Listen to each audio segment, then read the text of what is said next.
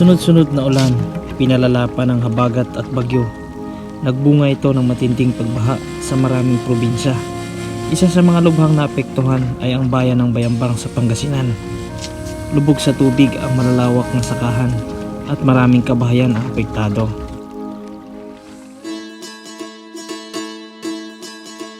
Makalipas ang ilang linggo, kumusta na nga ba ang kalagayan doon? May pagbabago ba?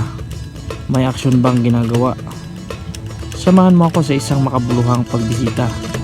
Ito yung daan na magdudugtong doon sa pinuntahan natin na tulay. Sisilipin natin ang kasalukuyang lagay ng mga binahang barangay at alamin kung anong hakbang ang ginagawa ng gobyerno para tugunan ang problema sa baha.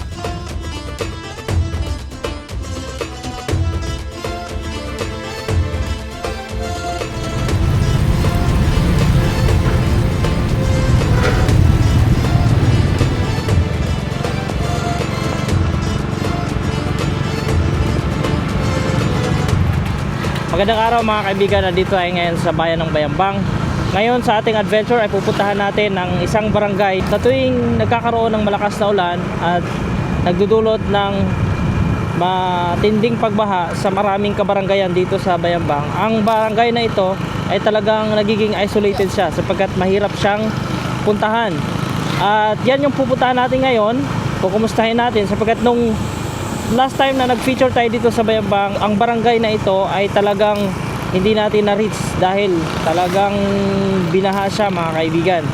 At ngayon, merong dalawang paraan para mapuntahan ang barangay na ito. Isa ay dadaan ka sa bayan ng Alcala, which is pangalawang bayan yon galing dito sa Bayambang dahil dadaanan mo pang bayan ng Bautista. At pwede ring dumaan tayo dito sa bayan ng Bautista na mas adventurous. Kukumustahin din natin yung mga dating barangay na pinuntahan natin na lubog sa baha for how many weeks na nakalipas. Noong mga nakaraang pagpunta natin dito sa mismong barangay ng Baluyot, Bautista, yung area na yan mga kaibigan, yan nakikita nyo na yan, ay talagang lubog sa baha yan. So ngayon, mayroong kaunti na lang doon sa pinakadulo na baha. At ito naman yung boundary ng Bayambang at saka Bautista. So pasok na tayo sa Manambong Norte.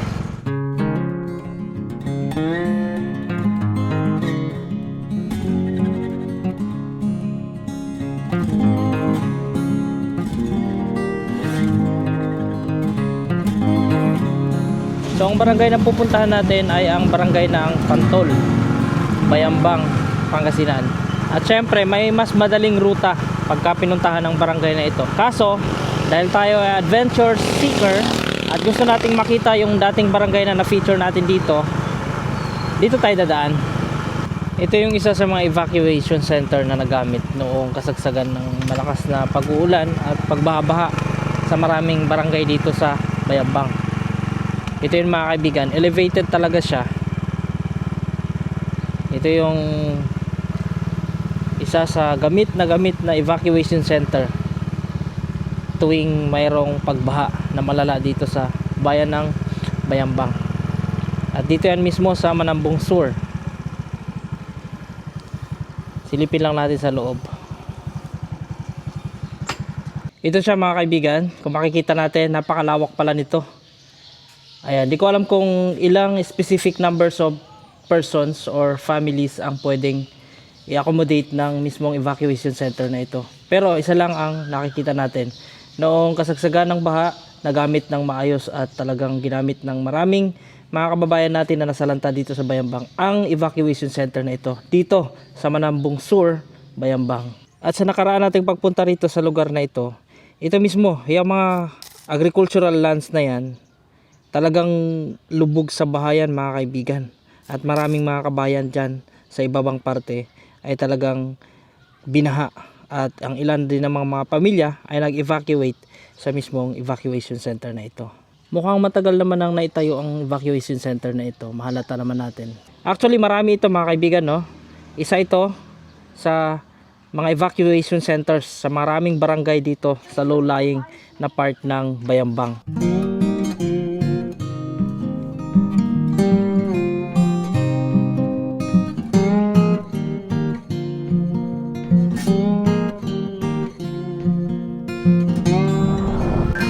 Maganda at nakaka-recover na rin yung mga magsasaka nating mga kaibigan. Ayan. Kung papansinin nating maigi, itong kalsada ay sadyang napaka taas niya kaysa sa mga lupain na sakahan sa ibaba. At gayon din naman dito sa kaliwa. Noong mga nakaraan nating pagpunta rito mga kaibigan, dito pa lang sa area na to, bungad pa lang natin dito, marami nang nakapark dito na sasakyan noon, mga tricycle at single na motor, dahil nililikas nila. At tingnan nyo naman yung mga sinaunang bahay, oh. Talagang naka-ready sila sa baha, kasi noon pa man daw talagang binabaha na itong lugar na ito. Yan, ito mismo baha na dito eh. Yung plaza na yan, binabaha na yan. Pero ngayon tuyong tuyo na. At approaching na tayo sa San Gabriel 2nd. Okay na, tuyo na dito kasi nung nakaraan baha to eh. Lulod talaga sa baha eh. Ayan na siya ngayon mga kaibigan, no. Ito mismo talagang nagmistulang dagat ito, kasi talagang babad sa tubig na yan mga kaibigan. At saka makita mo naman dyan, mahalata mo naman yung mga damo at saka yung mga ibang mga tanim, talagang wala na, namatay na. Ewan ko lang kung kumusta, napakinabangan pa ba yung mga itinanim daw dito na kalabasa at maisan noon.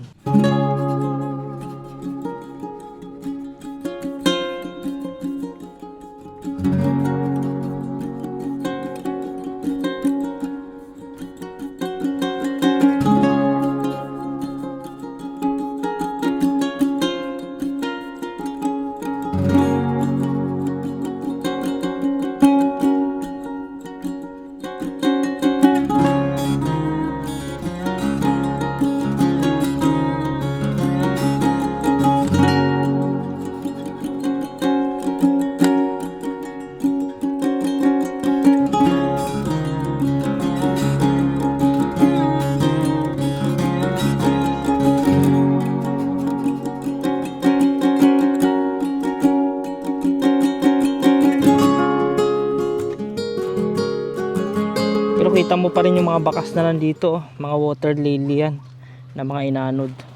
Ang dami din doon, no? Ayan, mga water lily na inanod noon. Kahit pala mga kaibigan, humupa na yung baha dito sa bungad, doon pala sa pinaka malayo na part ay lubog pa rin pala sa baha.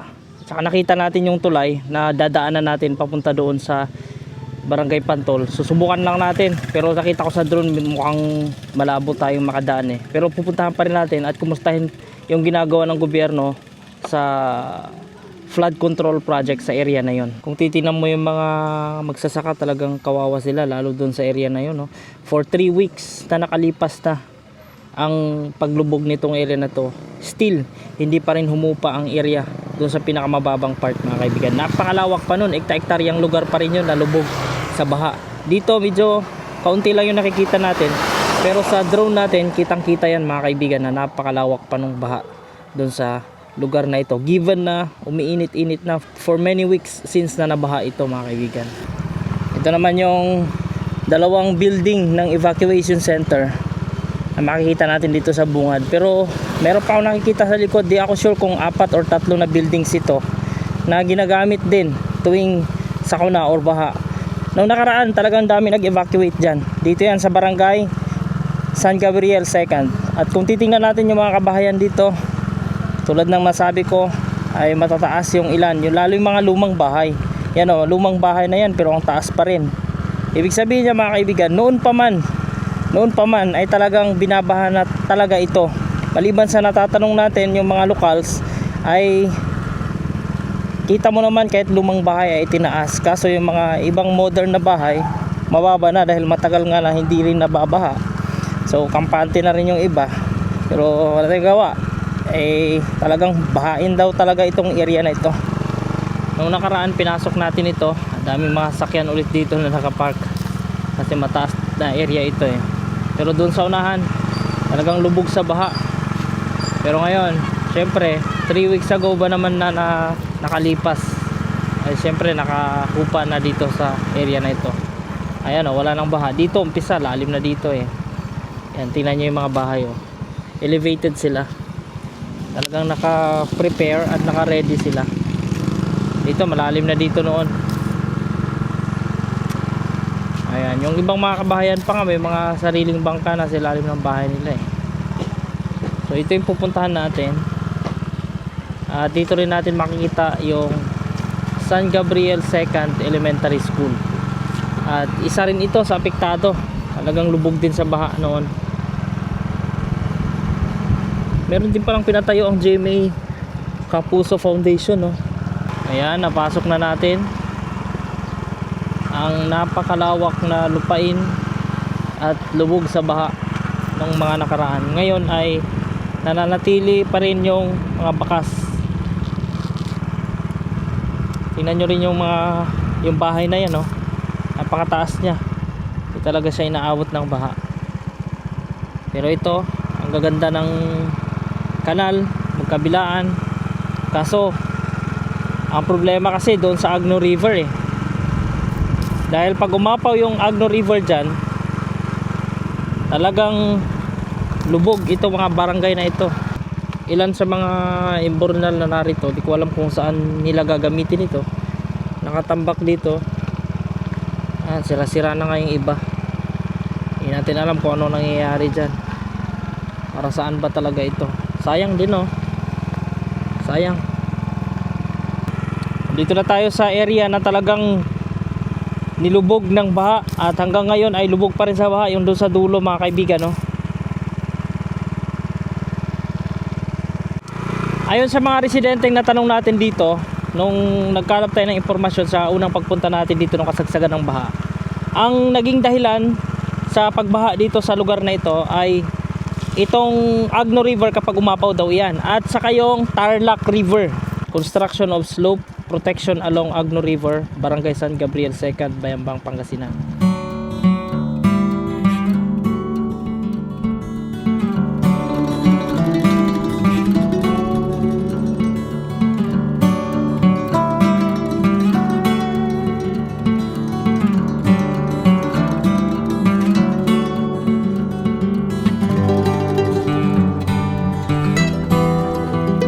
Kita mo pa rin sa paligid mga kaibigan yung bakas ng nangyaring matagal na pagbaha dito. Talagang kawawa yung mga kababayan nating magsasaka, particularly sa barangay na ito na talagang naapektuhan yung kanilang mga crops.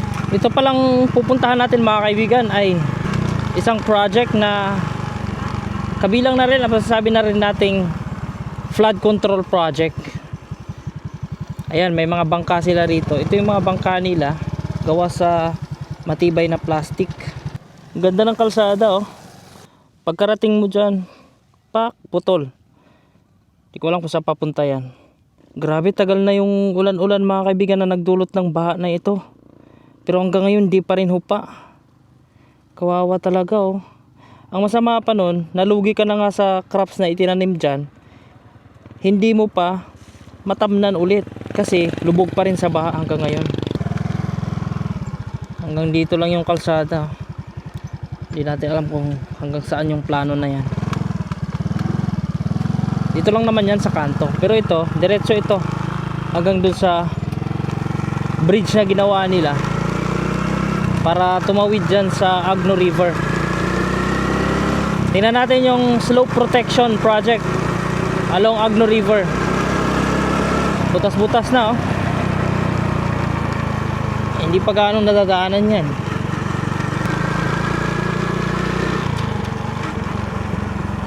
Malaki rin ang naitutulong ng mga dike na yan. Nakikita natin. Sadyang napakataas talaga niya na kaya niyang humarang sa tubig. Kaso kung putol rin lang naman itong dike na ito at lulusot ang tubig doon sa area na yon, sayang.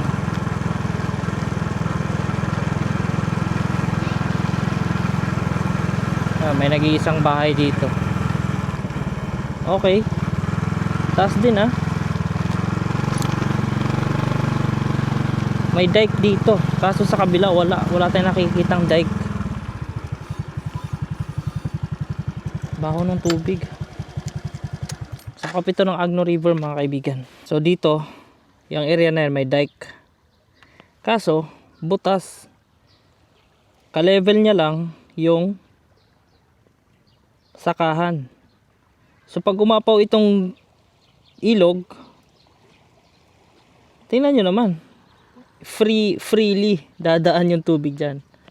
Sayang. Tapos ito, kita natin sa drone, putol pala. Putol din yung dike. Dito lang umpisa. Tapos doon sa dulo, wala na.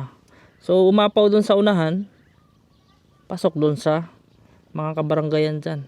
Yan, maganda yung pagkagawa ng dike dito. Kaso no, basura. Hindi mo rin masisisi yung mga ano eh. Kahit maganda din yung mga project, kung ang mga kapwa natin Pilipino eh, hindi tayo disiplinado pagdating sa mga basura. Ito ang ganda ng pagkagawa din. No? Kaso pagdating mo doon sa dulo, putol na siya mga kaibigan.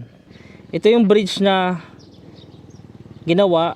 Ang purpose nito para idugtong may konkretong tawiran mula rito sa San Gabriel 2nd papunta sa Barangay Pantol ng Bayambang, Pangasinan.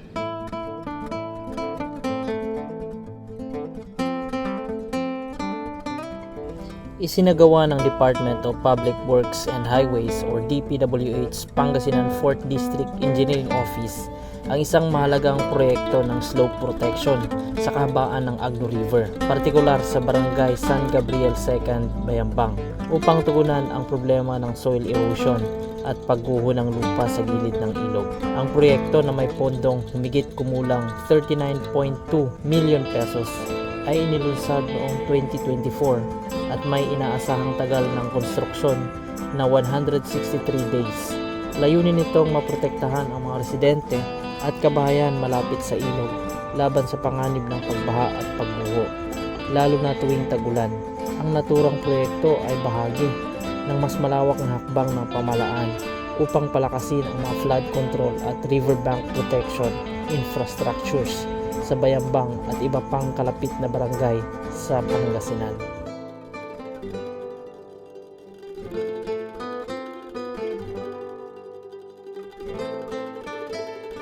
Puntahan natin doon sa dulo nitong bridge. Tingnan natin kung kaya nating tumawid hanggang sa Pantol.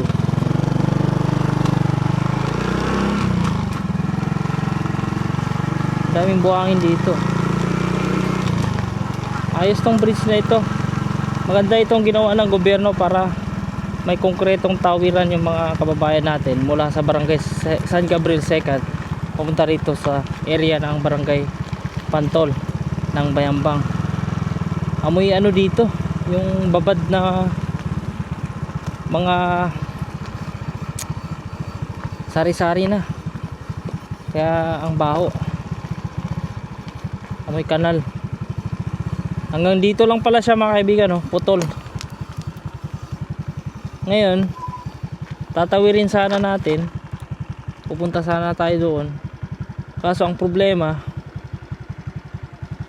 doon, hindi natin alam kung may daan papunta ng Pantol. Pansin ko lang mga kaibigan, kaya pala mabaho dito sa area na ito.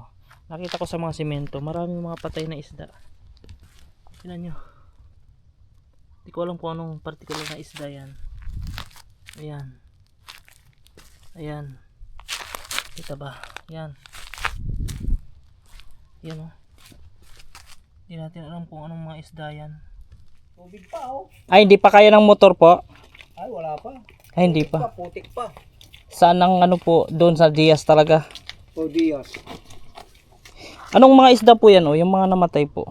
Janitor fish yan. Ay, janitor fish. Ay. Anong mga isda po na yung nahuhuli nyo po? Dito. Opo. Ito, karpa, tilapia, aruho. Kumusta po itong mga ano, itong mga yan, yung mga mais na yan dati? Naani pa nila yan o Ang dami hindi? nasirang mais ngayon, bigla-bigla yung bagyo ngayon eh. Yung mga yan, ganyan, nasira mga yan. Grabe no? Pati yung sa amin nga doon sa amin sa Paragos eh, nasira, hindi namin Sira. na Karamihan dito maisan lang talaga. mais. Una sibuyas. Sibuyasan lahat yan. Sibuyas ang lahat to hanggang dyan, sa amin dyan, sibuyas ang lahat yan. Dito nga talaga yung talagang produkto ng sibuyas. Oo nga eh, sa Bayambang. Bayambang. Pero itong lugar na ito mismo, ito. Anong sakop pa ito? Saan ka? Manansan to Manansan. San Gabriel Siken Manansan. Pero ito yung ginagawa nilang shortcut yung na daanan. Ito yung sinasabi lang kukulik sa Pantol. So, pupunta na tayo sa pinaka-destination natin. Negative pala tayo. Hindi pala talaga makakadaan dito. Kaya, iikot tayo. Dadaan tayo doon sa Barangay Diaz ng Bautista, Pangasinan. Gustong gusto ko rin talaga kasi na marating itong Barangay Pantol kasi nakabukod talaga siya nakabukod siya in the sense na nahihiwalay siya dahil dito sa Agno River.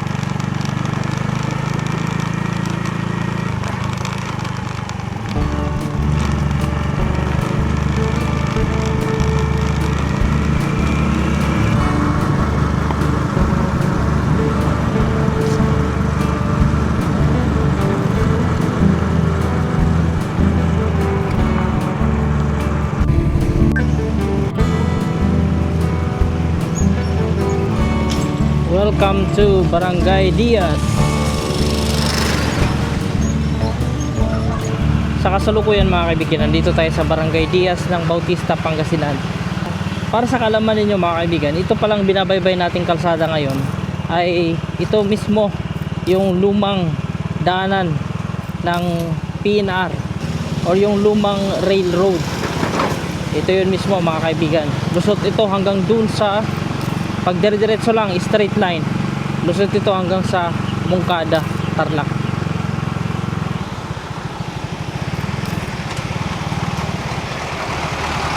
Ayan, approaching, aakyatin na natin itong dike. Ito yung pinaka dike mga kaibigan, tapos diretso lang tayo. Grabe no, yung mga daanan pala noon or yung lumang daanan ng PNR ay buwabaybay sa mga kaloob-looban, mga remoted na part. Hindi kagaya ng highway na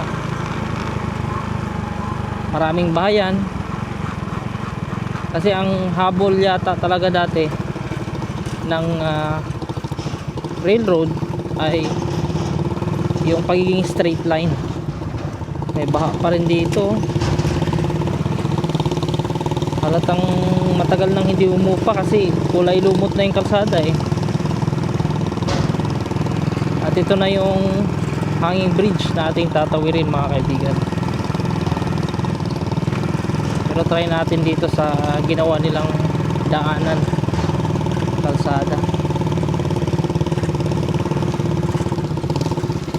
Ay, hindi kaya. Hindi natin kayang tawirin ito. Itong ginawa lang spillway dito sa Agno River. Baka maanod pa tayo dyan Siguro kapag 4 wheels or tricycle medyo mabigat, kaya nyan. Hindi maanod tayo, ayaw ko. Mukhang malakas yung pressure lapitan lang natin. Nakakatakot baka bigla tayong maanod dyan. Umiikot yung tubig naglikha siya ng parang kumunoy. Mahirap ito, baka malakas yung pressure Malakas ng bagsak Kita nyo yung bagsak mga kaibigan. Lakas ng pressure na yan. Baka bigla tayong maanod, mahirap na. Pero may mga bakas naman, kaso mga tricycle ito, mga dumaan. Ayan may mga bakas pa ng baha ng mga nakaraan hanggang dito sa kabila.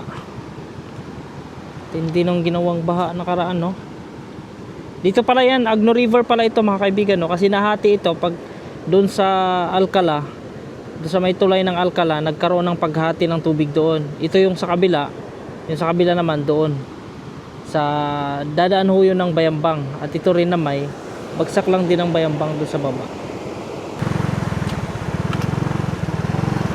Ito wasak nawasak mga kaibigan dahil yan sa baha, pati yung dike nadali din.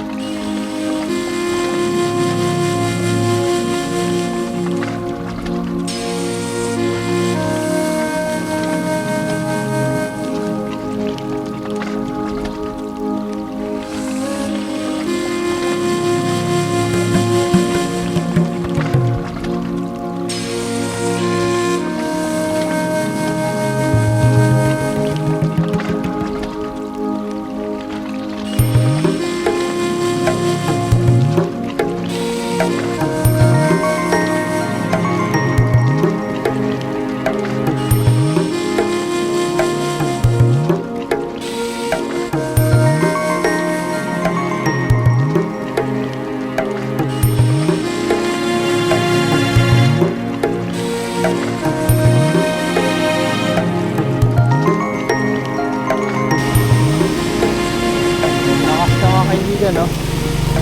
Ay tumawid na, tatawid na rin tayo. Bawal pala na tumawid doon sa hanging bridge. Kaya kapilitan tatawid tayo. May tumawid naman na. Yun na, tatawid na si Manong. Wala siyang karga, tricycle. Pero maano, taas yung tubig, natatakot ako. Hindi ako natatakot sa lalim niyan. Ang nakakatakot kasi yung sliding niya. Tapos bigla kang maanod dyan, oh. Lunod motor mo, agay.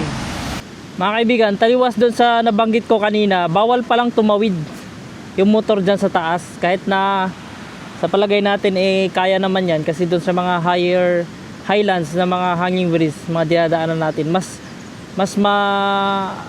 masisikip pa yun, mas matibay pa yung hanging bridge na yan.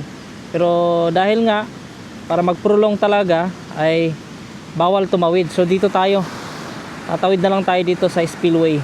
Bawal ang motor kasi sa hanging bridge. Bisikleta at saka tao pwede. Alright, let's go mga kapatid. Susubukan natin. Kaso sigurado ako basa yung paa natin. Okay na. Kaya siguro to. Let's go. Dito na lang tayo, anta. Sige. Ayun, kayang-kaya, boy. Basta tingin ka lang sa pupuntahan mo. Kasi pag hindi ka titingin, pwedeng maligaw ka dyan, maanod ka. Yun, oh. Kinaya. Adventure. So nice. Ayun, tinawid natin, no? Nakakatakot lang, no? Let's go! Ito, Pantol.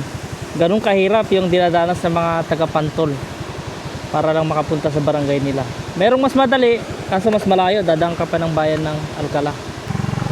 Alright, let's go!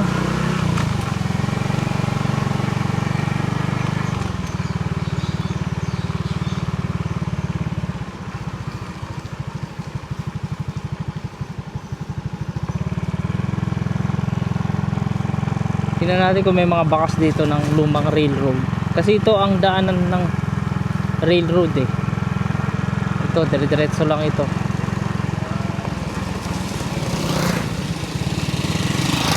May mga nakikita tayong mga bakas, mga lumang poste.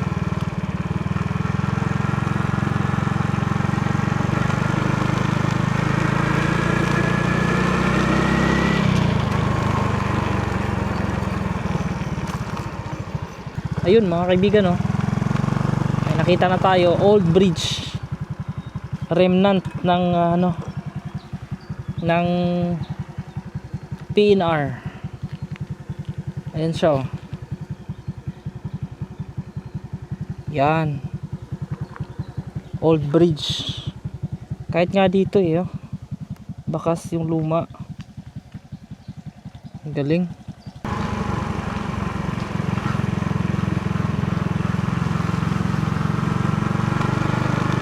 Barangay Diaz pa rin pala ito mga kaibigan. Sakop ng bayan ng Bautista. So itong left side, medyo mataas siya na bahagi. Yan yung dinaanan ng PNR.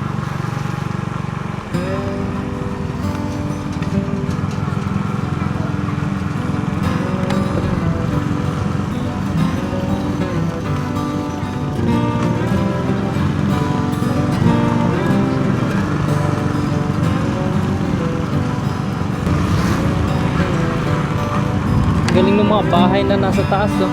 Yung dating railroad, naka sila, naka-elevate.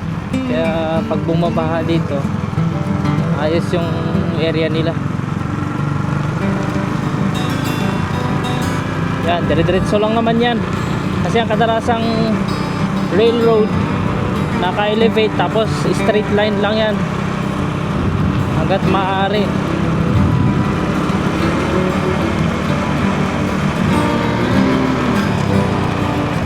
Ito, kikita natin yung bakas ng baha.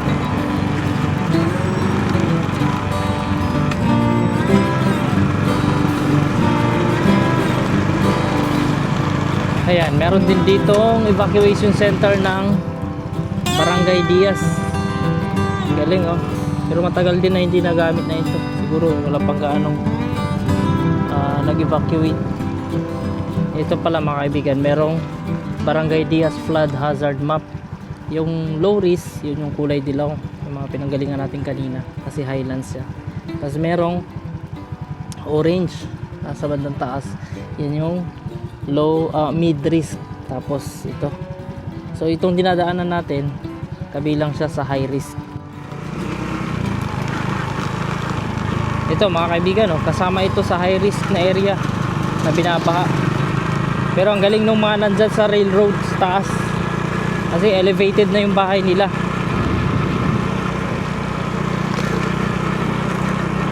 Yan hindi pa nga humuhupa yung tubig parang fish pond na rin siya. Grabe ang layo nitong pupuntahan nating barangay. Yun, meron na naman tayo nakita dito na remnant ng train. Kikita nyo yan mga kaibigan, ang gandang pagmasdan, yung mga luma na naging saksi sa maraming pagbabago ng kapaligiran. Ang galing ganda, ayos, lumang bridge ng PNR. Umakyat na nga tayo dito sa mismong railroad.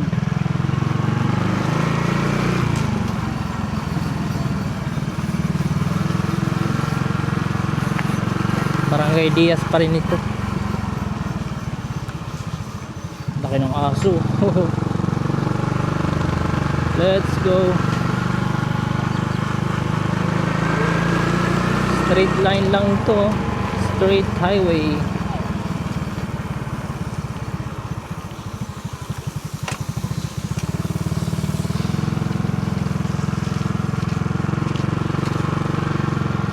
Ang galing nung ginawa nila na yung sinaunang railroad. Siguro dito lang sila kumuha sa paligid ng mga pinangtambak nila dyan na lupa para tumaas. Saka yan, mano-mano din siguro ewan ko lang kung may dump truck na noong araw, wala pa naman siguro. So grabe yan, mano-mano, mga Pilipinong gumagawa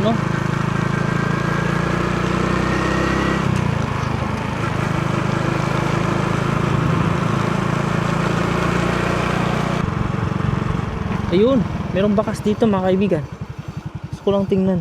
Kaso modern na bakas ito. Kasi details na Siguro may bahay dito dati. Modern na.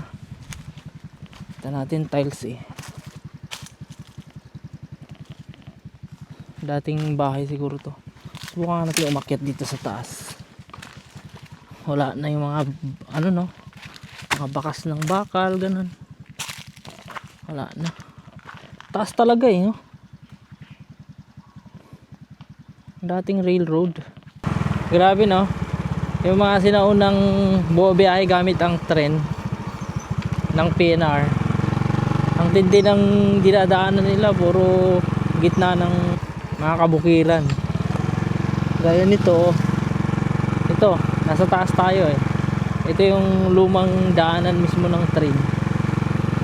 Tapos babiyahe kayo ng ganyan walang kabahay-bahay. Walang kabahay-bahay ngayon, mas lalo pa noon.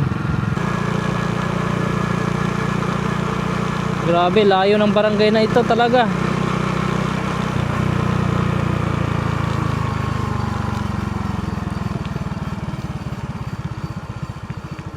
Ano yung nahuli nyo?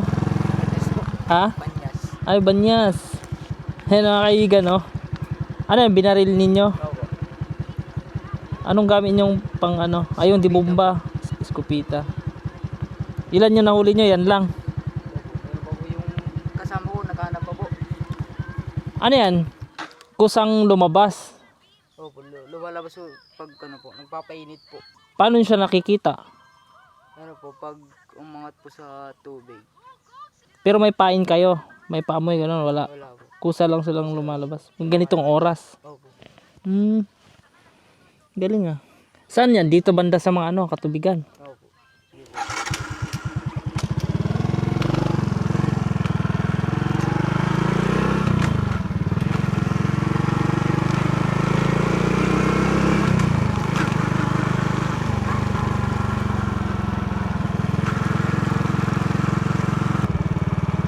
Marami tayong mga nakikitang mga katubigan dito mga kaibigan, no? Ang dami nilang nahuhuli isda at iba pa, katulad nung kanina, banyas. Yan, may station dyan ng ano, nangingisda siguro. Dito tayo. Doon sa kabila tubig din, no? Tapos dito tubig. Sa part na ito mga kaibigan, napapansin natin kaliwat kanan ay palaisdaan na siguro ito. Kasi ang daming ano eh, mga boxes na tubig.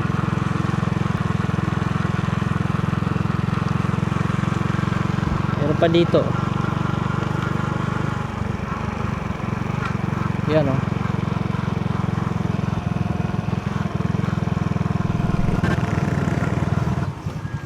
Ayan na. Provincial Road.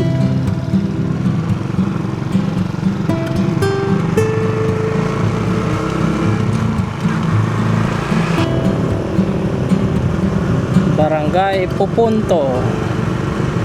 Dito na tayo sa Pupunto Bautista mga kaibigan. Meron din daw ano dito eh,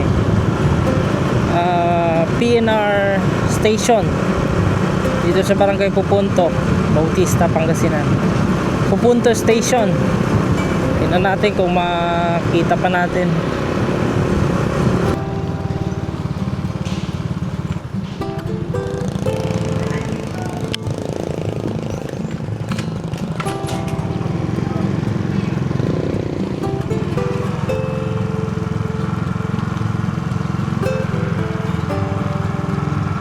Ayan na mga kaibigan, nandito na tayo sa Barangay Pantol, Bayambang.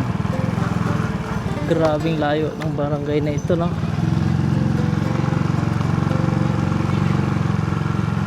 Ito na yung Ubilio Elementary School sa Barangay Pantol,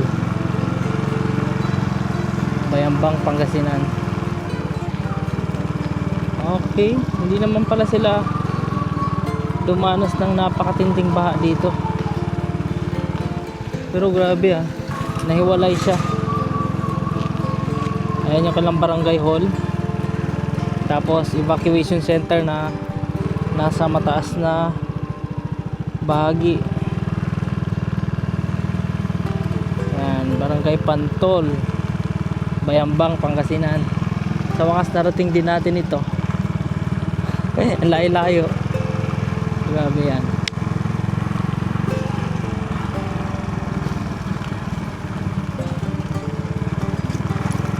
Ito, mataas na bahagi itong dinadaanan natin.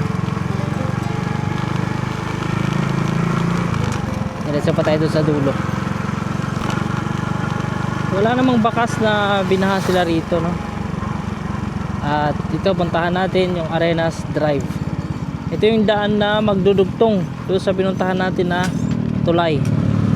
So ito yung pupuntahan natin hanggang sa kung saan ito. Tingnan natin ang update ng Arenas Drive. Sigurado pag natapos ito mga kaibigan, malaking tulong ito sa mga taga rito sa Bayambang, na imbis na dadaan pa sila sa bayan ng Bautista or dadaan pa ng bayan ng Alcala para sa mas maayos na daan, ay hindi na, kundi dito na sila dadaan hanggang sa makarating sa San Gabriel 2nd. Kaya malaki ang tulong ng kalsadang ito na sana ay matapos na rin mga kaibigan. Ito na yun, oh. Yan, kung kita natin dyan sa bandang kaliwa, may bakas ng baha saka amoy kanal. Talagang kailan lang din humupa ito. Siguro matagal din na naibabad yung mga yan kasi nangamatay na yung mga damo doon, no? At hanggang dito palang pala, malayo, medyo malayo-layo pa sa katotohanan. Hanggang dito lang, layo pa mga kaibigan. Titingnan natin, subukan natin tingnan kung gaano kalayo yung distansya niya. Paliparan natin ang drone. Ayan, mula rito para marating mo yung tulay doon sa San Gabriel ay magbabangka. Yan, may bangka dyan sa bandang ibaba. So vicinity ito ng Pantol, Bayambang, Pangasinan. Ang Pantol to San Gabriel Second Farm to Market Road Project ay isa sa mga pangunahing proyektong infrastruktura ng lokal na pamahalaan ng Bayambang, Pangasinan na naglalayong pabilisin ang biyahe mula Barangay Pantol papuntang poblasyon. Ang proyekto ay may habang 1.87 kilometers ng kalsada at mayroong 61.5 metrong tulay at layuning bawasan ang dating halos isang oras na biyahe sa tinatayang 15 minutes na lamang. Pinondohan ito ng mahigit 126 million pesos mula sa World Bank sa pamamagitan ng Philippine Rural Development Project or PRDP ng Department of Agriculture. Isinagawa ang groundbreaking ceremony noong Hulyo 4, 2022 at sinundan ito ng mga konsultasyon sa publiko kabilang ang pulong noong January 10, 2024 upang ipaliwanag sa mga residente ng Pantol at San Gabriel II ang benepisyo at layunin ng proyekto. Noong November 2023, isinagawa rin ang isang joint technical review sa pamamagitan ng LGU at PRDP upang matiyak ang kalidad at pagsunod ng proyekto sa mga pamantayan. Kasama rin ang proyekto sa Municipal Ordinance Number 07 Series of 2024 na nag-aproba ng loan agreement mula sa Land Bank of the Philippines na nagkakahalaga ng hanggang 210 million pesos upang suportahan hindi lamang ang road project kundi pati na rin ang ibang infrastrukturang tulad ng cold storage at wastewater management. Ang proyektong ito ay naasahang magpapalago sa agrikultura, transportasyon at pangkabuhayang aktibidad ng mga mamamayan sa lugar. Maikli pa lang pala talaga sa kabuuan mga kaibigan itong natapos. So maganda kapag natapos talaga ito hanggang doon, pakalayo pa. Hindi halos matanaw ng ating drone yung tulay doon sa pinuntahan natin kanina na dead end din doon. At ito rin naman ang dead end dito sa area galing sa Pantol, Bayambang. So kung ito matapos, ang laki ng tulong nito. Approximately mga nasa 5 meters mula dyan sa ibaba na bahagi. Napakataas nito. Kaya napakagastos din talaga nito sa panambak, maging sa simento at bakal. Medyo pricey talaga, no? Paggawa ng kalsada na ito hanggang doon. Kapag ito ay natapos, ang laki ng kaginhawaan at tulong sa mga kababayan natin na taga rito sa Pantol, Bayambang, Pangasinan na nakabukod. At sa area na yan mga kaibigan, kasunod na barangay niyan ay sakop na po ng Moncada, Tarlac. Makikita natin dito sa likurang bahagi natin ang naglalawakang mga agricultural land na sa ngayon dahil tagulan at nalulubog sa baha na hindi pa rin humuhupa hanggang ngayon ay hindi mapakinabangan halos ng mga magsasaka. So ngayon ang ginagawa na lang ng karamihan ay pinapangisdaan nila kasi may mga nahuhuli daw ng mga isda. Ayon din naman sa mga lokal na ating natanong kanina dito sa mga mabababang barangay na ito na sakop ng Bayambang, Pangasinan. Yung mga damo dyan na makikita natin halos nakakamatayan na sila kasi nababad sa mabaha eh. Kapag kasi ang isang damo na hindi naman talaga nasanay, hindi talaga natural habitat ang mabahang area, kapag ito ay nababad sa baha, namamatay. So yan yung mga patunay mga kaibigan, kung nakikita nyo brownish yan. Sa camera hindi ganong halata pero sa ating naked eye kitang-kita natin yung mga damo na naging saksi sa hirap ng pagkababad sa baha. At syempre yung mga sakahan na dapat sana ay kagamit-gamit sa pagsasaka ay hindi nagagamit mga kaibigan at natitenga ang mga ito kasi hindi din naman masaka dahil nga babad sa baha.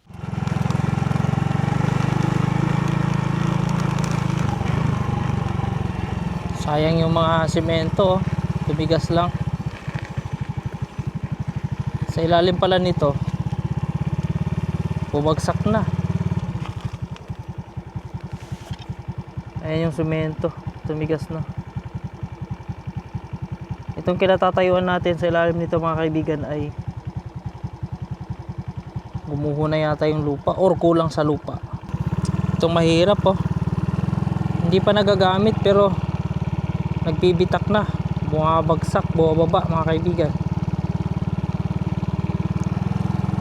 Sana ay hindi tuluyang bumagsak yan dahil sayang naman.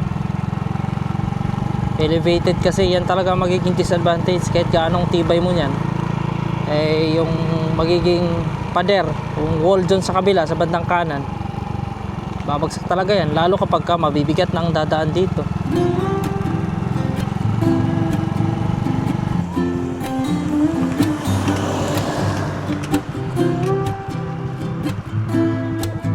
Ito na mga kaibigan, kapag dinidiretso itong daan na ito, labas na yan ang Moncada Tarlac. Tayo naman ay babalik papuntang Bayambang ulit at daanan natin ang mga bayan ng Alcala at Bautista. So hindi natin dadaan doon sa pinagdaanan natin kanina kasi masyadong malayo at saka masyadong bako-bako yung mga daan.